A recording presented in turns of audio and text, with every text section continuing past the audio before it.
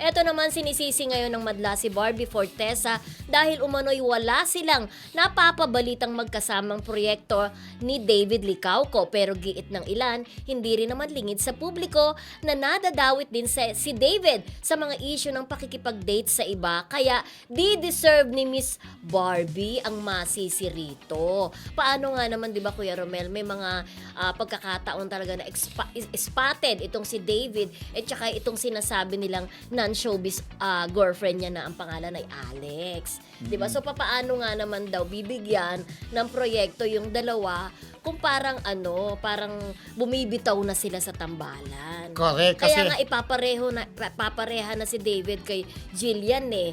Kasi parang wala namang wala naman ako nakikita na upcoming project ng dalawa, di ba? kasi siguro sa tingin ko, Parang French, nawalan sila ng gana sa isa't oo. isa. Ano Siguro, alam na rin ng management nila na malabo ng tangkilikin pa ang love team ng Barda dahil nga, ayan nga, di ba, hindi man umamin na naging jowa niya sino ba to? Yung lalaki? Si Jameson Jameson. Blake.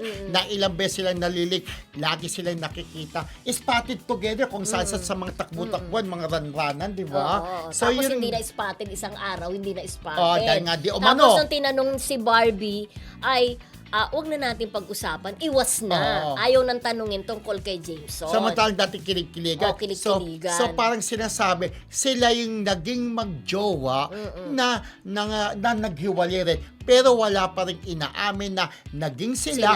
At naghiwalay. At diba? nag-iwasan na lang. Oo, di ba? May ganun. Kasi pero makikita mo dati sa parking, di ba? Parang after nung premiere night yata ni ni Barbie, tumatakbo-takbo pa siya doon sa di ba? Sa parking habang Pero alam mo, naghihintay si Jason tapos yakapan, di ba? Pero nasasayangan talaga ako kasi may following na talaga at malaki ang fandom Correct. ng Barda. ng Barda. Oo. Parang pwede bang maging mag-love team sila kasi ang lang din kasi nakakasad din yung mga ibang fanay kasi hindi lang love team ang gusto nila sa Barda na sa totoong buhay gusto nila sila din ang magkarelasyon at nadidismaya sila kapag kasi Barbie nalilink sa iba, kapag si David nalilink sa iba, kaya bumibitaw sila. Kaya parang feeling ko humina ang Barda kasi yung expectation talaga ng mga fanay sa kanila, gusto nila in real and in real life. Correct. Sila.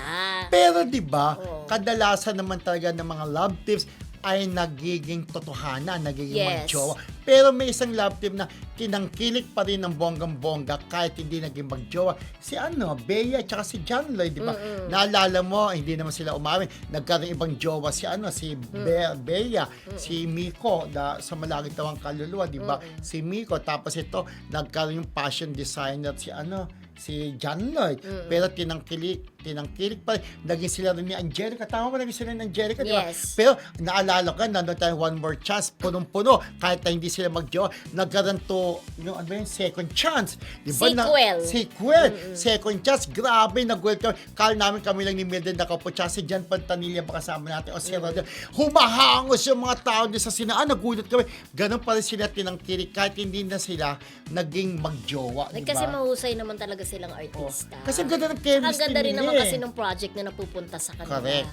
So, Okay. eto nga, yung Barda, naiintindihan naman natin na nakakatotoo ka. Ako rin, nangihinayin dahil may dating ng ganda ng chemistry. Barda, di ba? Correct. Ganda eh. Kaya lang, syempre, nalink na sa iba si Barbie, nalink na rin sa iba si David, although mga walang pag-amin, di ba? Kaya nga siguro, pinarket Tsaka na nga. pag nakikita sila kuya, parang wala na yung sweetness. Parang hindi nga parang hindi na katulad nung dati. Parang meron pa silang effort na magpakilig. Yeah. Diba? Pero ngayon pag nagkita sila, parang wala lang. Meron nga, di ba, meron tayong source dati na sinabi, nagkita sa isang event, ang Barda, pero hindi sila nag-uusap. Di ba? May ganun. Siguro alam yun ng management, kaya hindi na sila binibigyan ng project together. Pero sayang, nangihinahin din ako dahil sumikat na rin love team nila.